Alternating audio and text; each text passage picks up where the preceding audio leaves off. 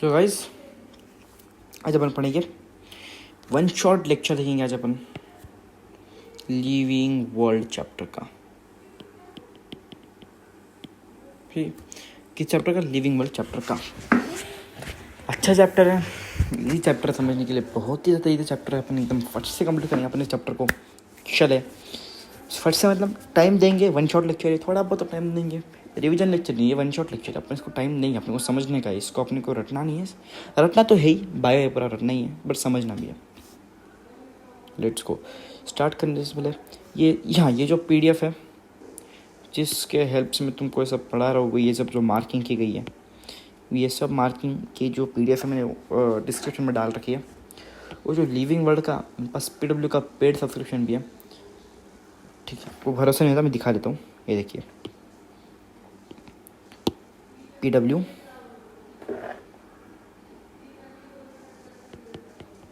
Come on open.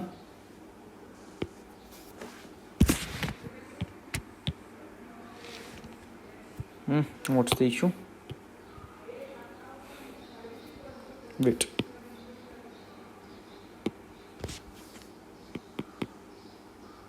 Oh, it's not letting it allow. Okay, it doesn't allow the recordings to be done on this app. I got it. ठीक है, आप tension मत लो। मैंने नीचे ना PW के paid notes की एक PDF डाल रखी। लिविंग वर्ल्ड का जो माइंड मैप रहेगा ना, जो लिविंग वर्ल्ड का इस चैप्टर का जो माइंड मैप है, मैंने डाल रखा है नीचे। Same with biology classification. मैंने जो 6 पार्ट में वीडियो बने, तो उसके कोई तो वीडियो के डिस्क्रिप्शन में मैंने माइंड मैप ज्वाइन कर रखा है PW का पेड वाला। तो आप उसको चेक कर लो। इस वीडियो के नीचे भी PW का माइंड मैप पड़ा है लिविंग वर्ल्ड के लिए, चेक कर सकते हो। चलो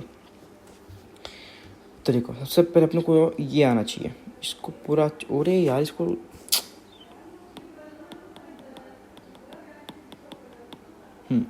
चलिए।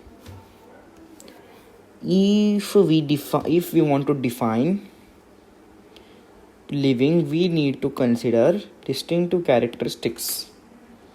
अगर अपने को लिविंग को डिसाइड करना है तो अपने पास डिस्टिंक्टिव कैरेक्टरिस्टिक्स चाहिए जो कि दूसरों के पास नहीं है। मतलब ऐसे कैरेक्टरिस्टिक्स चाहिए जो दूसरों के पास नहीं, वो सिर्फ और सिर्फ लिविंग ऑर्गेनिज्म ही करते हैं। ठीक है, ये चीज़ों पे ऐसा कुछ खास कुछ बनता है, तो मैं इस चीज़ों पे कुछ ज़्यादा कुछ बोलूँगा नहीं मैं। ओके, सीधे आते हैं अपन प्रॉपर्टी ऑफ लिविंग ऑर्गेनिज्म। मैं वही पढ़ाता हूँ जो एग्ज़ाम में आता है। ठीक है, इसको ना मैं फुल चाहिए मेरे को, इसको मतलब फुल स्क्रीन ये सब नहीं चाहिए मेरे को। कैसे करूँ? फिर रीडिंग होगा नहीं, मानना ऐसा नहीं होता। छोड़ो, कोई बात नहीं, ऐसे सीख लेंगे अपन। चलो, first point is our growth. Growth क्या मैंने सब पे यहाँ लिख रखा है, नॉन डिफाइनिंग। नॉन डिफाइनिंग क्यों आप देखते हैं? It is the increase in number and mass of cell by cell division. ठीक है, ग्रोथ जो है वो नंबर ऑफ मास और उनके जो मास है ऑफ सेल्स बढ़ती रहती है। किसकी वजह से? सेल डिवीजन की वजह से। क्वेश्चंस बन सकते हैं, इसलिए हमने हाईलाइट कर रखा है इस चीज़ को। ठीक है, in plants growth continues through out their life span. Plants के अंदर जो ग्रोथ है वो मरते दम तक साथ रहता है। ग्रोथ मरते दम तक उनका होता रहता है। ठीक है, जब तक उनका लाइफ स्पैन है तब तक उनकी ग्रोथ चलती रहती है। यस, बट एनिमल का केस पता है अपने को, ऐसा नहीं होता। अपन बोल देते हैं देखो, in animal growth is only up to certain age. सही बात है, अपन बोलते अरे नहीं, इसकी हाइट तो सिर्फ 12 तक ही बढ़ेगी, वही सीन है। However cell division occurs to replace lost cells. इसका मतलब सेल डिवीजन तो होता है अपने इसमें, ऐसा नहीं कि नहीं होता। सेल डिवीजन भी होता है, बट सेल डिवीजन मतलब क्या होता है? सॉरी, सेल डिवीजन क्यों होता है अपने बॉडी में? क्योंकि अपने जो डैमेज सेल्स हैं, जो लॉस्ट सेल्स हैं, उसको रिप्लेस करते हैं। ओके, या let's move forward. Basically growth is the increase in mass and size. Growth क्या है? Increase in mass and size. ठीक है. What is growth? Growth is increase in mass, size. Screen guard नहीं लगाना चाहिए था मेरे को यार. I am regretting it now.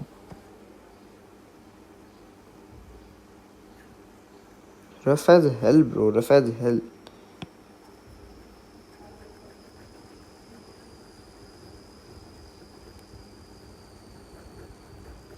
Literally आवाज कर रहा है, इतना रफ है वो.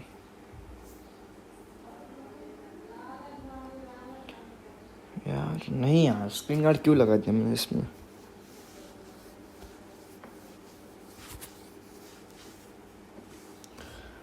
हट भाई यार, फालतू स्क्रीन गार्ड है बहुत.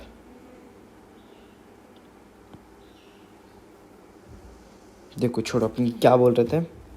हाँ, increase in mass and size. ठीक है. Thus non-living objects also grow. Yes, non-living object भी ग्रो करते हैं. क्या करते हैं वो? सरफेस एक्मुलेशन ऑफ मटेरियल करते हैं. मतलब क्या? देखो ये हो गए सैंड माउंट्स अपने. ठीक है, ये अपना समझो सैंड के टापू है. ठीक है.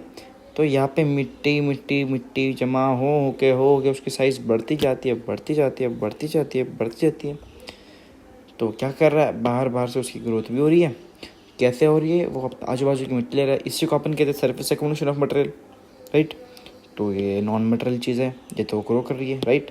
एक और चीज़ क्या आएंगे इसमें? वो तो बहुत चीज़ है, बट ये अपने एग्जांपल चले. एक और एग्जांपल दूँ तो अपने माउंट एवरेस्ट ले लो. Take it Mount Everest. Mount Everest क्या सीन है? माउंट एवरेस्ट क्यों माउंट एवरेस्ट पे बढ़ता है? अपन साल साल देखते हैं कि 1-1 सेंटीमीटर तो कुछ तो बढ़ता है, राइट. कुछ तो बढ़ता है, मेरे को एग्जैक्ट वैल्यू नहीं पता, बट कुछ तो बढ़ता है. कैसे बढ़ता है? Because of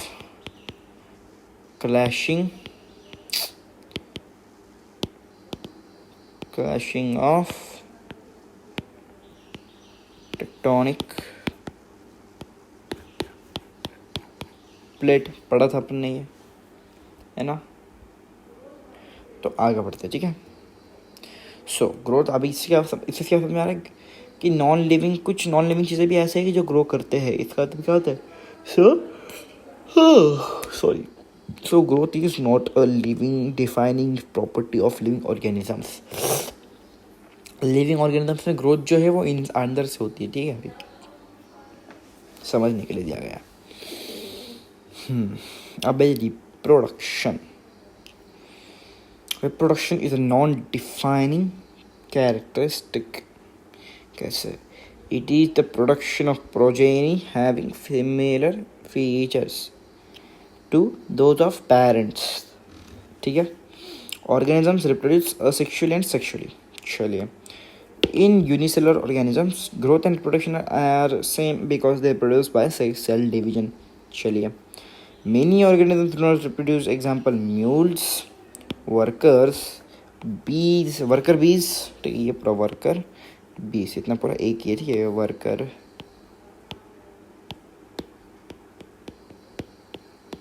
bees.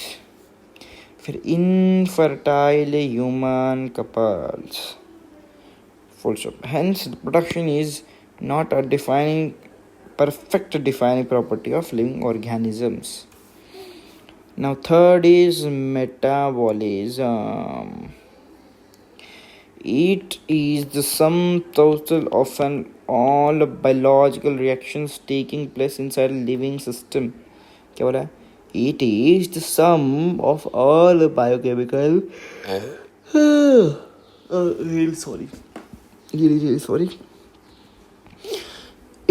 Metabolism क्या है?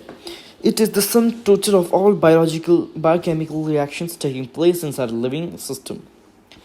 It is the defining feature of living organisms.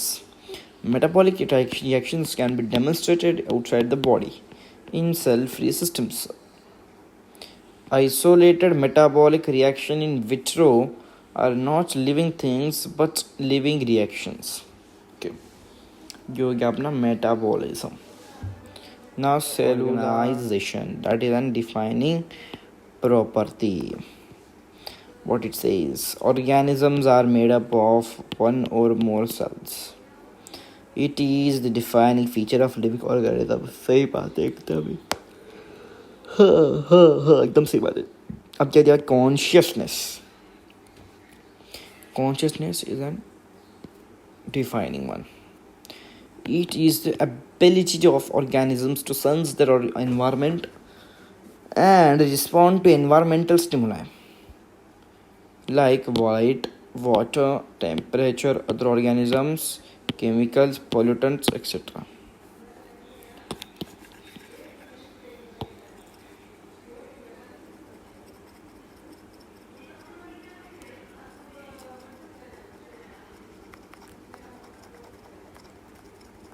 इतना रफ हो कैसे गया? पर मुझे समझ में नहीं आ रहा. स्क्रीन गार्ड ऐसे इतना रफ कैसे होता है कोई स्क्रीन गार्ड? मेरे को समझ नहीं आ रहा. थोड़ा सस्ते वाला मंगाया था, 500 वाला मंगाया था मैंने. ये इतना फालतू. ये लीरा मार्क का है कुछ तो नाम है इसका. Lira mark. शी भाई गंदा. आगे बढ़ता है. कॉन्शियसनेस.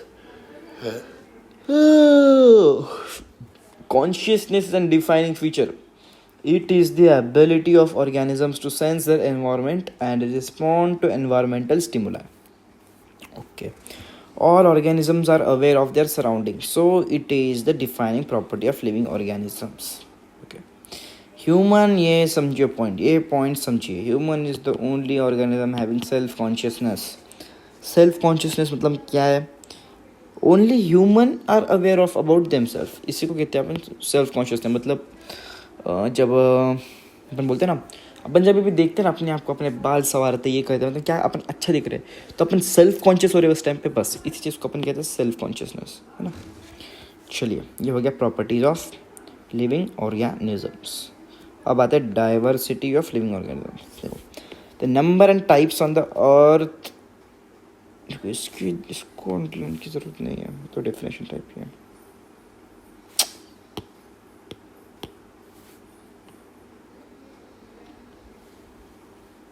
चलिए. The number and types of organism present on earth refer to biodiversity. चलिए सही बात है. Number of species described is 1.7 to 1.8 million. याद रखें. Taxonomy is the study of identification, classification, nomenclature of organisms. चलिए. Systematics deals with evolution relationships among organisms. एकदम सही बात है. Systema Nature is book written by Linus. याद रखना Systema Nature L. आप ऐसे याद रखते हो इसको NSL, ऐसे याद रखते हैं, फिर SNL या फिर NLS या फिर LSN. जो भी ठीक रहता है उसके हिसाब से उसको आप याद रख सकते हो. Systema Naturae is the book written by Linus. Basic property of taxonomy. Characterization. It is the understanding of characters of organisms. Characterization. It is the understanding of characters of organisms such as external and internal structure of cell, development process, ecological information, etc. Identification. अब क्या बोल रहा है? Identification नहीं, characterisation हो गया. अब identification. It is the correct description of an organism so that the naming is possible. Okay. अब क्या? Classification. It is the grouping of organisms into convenient categories, that is taxa based on characters. Nomenclature, that is naming. It is standardization of the names of the organisms such that an organism is known by the same name all over the world. Okay. The system. हाँ इतना अच्छे से याद रखना है.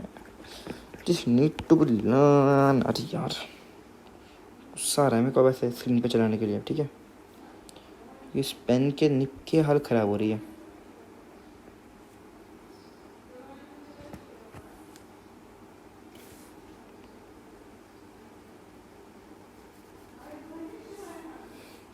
The system of naming with two components is called binomial nomenclature. Okay.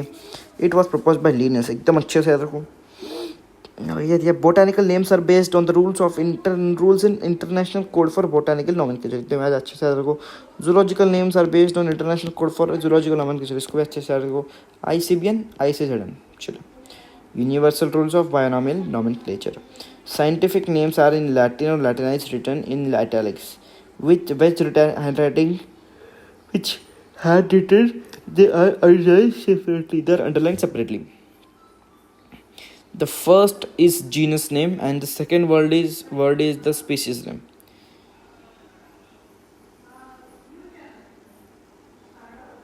Homo sapiens. Homo represents the genus name and sapiens represent the species name.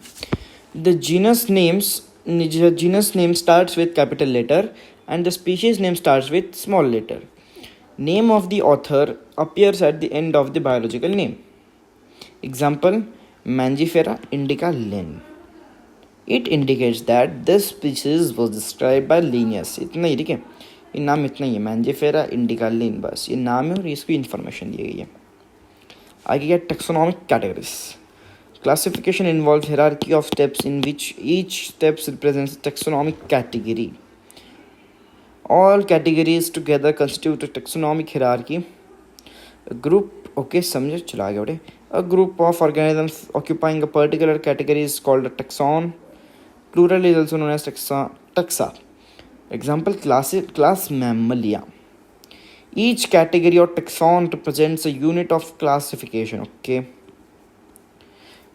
ये जो चीज़ है ना, इसका स्क्रीनशॉट मार लो या फ्लेचर PDF पढ़ाइए, वहाँ से ले लो, इसको अच्छे से लर्न करना है, ठीक है. This thing need to be learn, ठीक है. और ये असेंडिंग ऑर्डर में होता है कभी भी, ठीक है. तो taxonomy hierarchy is in ascending order, छोटे से बड़ा, छोटे से बड़ा. Species, it is a group of closely related organisms capable of interbreeding to produce fertile egg. Examples में यहाँ दिए गए examples आप चेक कर लेना. Genus, it is the aggregates of closely related species. Example, potato, tomato and brinjal are species of genus Solanum. Lion, leopard and tiger are species of genus Panthera. This genus differs from genus Felis.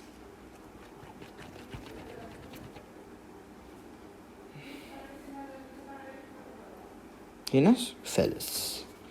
Family, it is a group of closely related genera. Example, family Solensi includes genus Solanum, genus Petunia, genus Datura.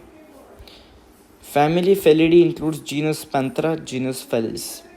Order, it is the assemblage of related species. Example, order Polymoniales includes family Covolaceae and family Solensi. Order Carnivora includes family Felidae and family Canidae. Class, it is the assemblage of related order. Example, order Primata, Carnivora, etc. is placed in class Mammalia. Phylum, division in case of plants. It is the assemblage of related classes. Example, class Amphibia, Reptilia, Aves, Mammalia, etc. come under phylum Chordata. Now kingdom, the assemblage of related phyla, it is the highest category. Example, kingdom Plantae, kingdom Animalia, etc.